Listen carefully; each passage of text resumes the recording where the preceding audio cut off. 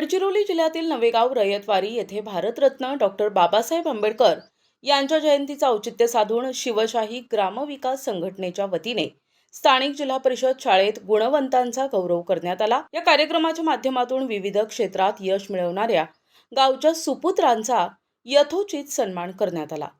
या विशेष सोहळ्यामध्ये महाराष्ट्र पोलीस दलात निवड झाल्याबद्दल आकाश विलास भोवरे, अनिकेत रवींद्र गव्हारे आणि गुरुदेव साईनाथ खोडवे या तरुणांचा विशेष सत्कार करण्यात आला।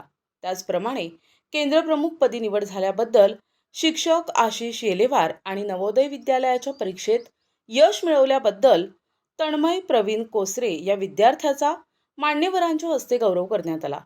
कार्यक्रमाच्या अध्यक्षस्थानी शाळेचे मुख्याध्यापक प्रशांत मुणगेलवार हे होते।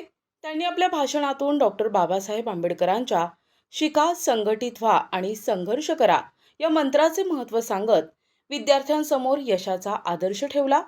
शिवशाही ग्रामविकास संघटनेच्या या उपक्रमाला ग्रामस्थांनी मोठ्या संख्येने उपस्थित राहून प्रतिसाद दिला।